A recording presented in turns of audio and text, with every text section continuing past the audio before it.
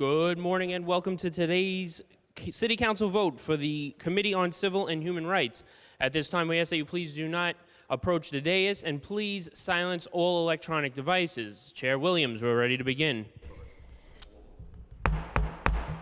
Good morning, everyone. My name is Natasha Williams, and I serve as chair to the Committee on Civil and Human Rights. I would like to first start off by thanking everyone for joining us for today's vote. I would also like to thank committee staff and my colleagues for joining us today, as well as Majority Leader Farias for sponsoring this resolution. Resolution 520 recognizes July 2nd annually as Thurgood Marshall Day in the city of New York to promote his contributions and legacy as a pillar of the civil rights movement.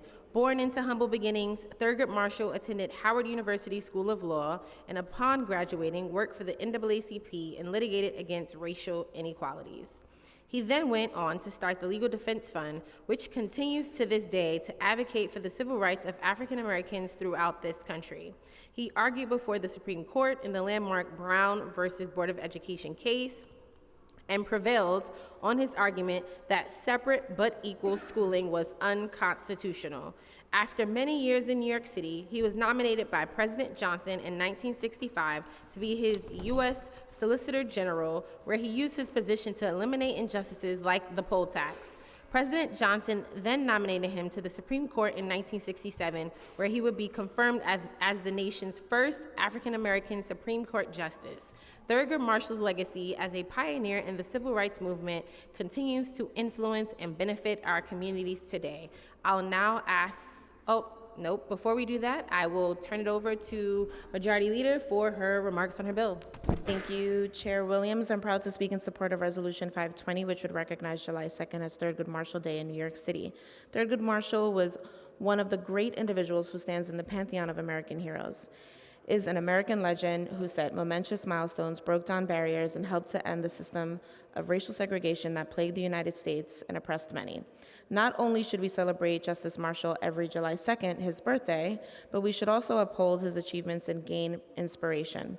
Inspiration not only to live up to and match Justice Marshall's zeal and achievements, but to exceed them in his memory so we can build a better world for all Americans. Thurgood Marshall's role in the systemic dismantling of segregation, which he was a victim of, is his greatest and most lasting achievement, which deserves the utmost respect of all New Yorkers and Americans. I thank Chair Williams for bringing this forward, and I urge my colleagues to join me in honoring Justice Marshall's legacy by ensuring his vision for justice lives on in the policies we fight for every day, particularly in the moments that we are in this nation. Thank you. Thank you. Yes, this is really exciting. You know, when they ask kids what they want to do when they grow up, I used to say Thurgood Marshall. So this is really nice to do, and I'm excited to vote on this. So I will now ask the clerk to call the roll.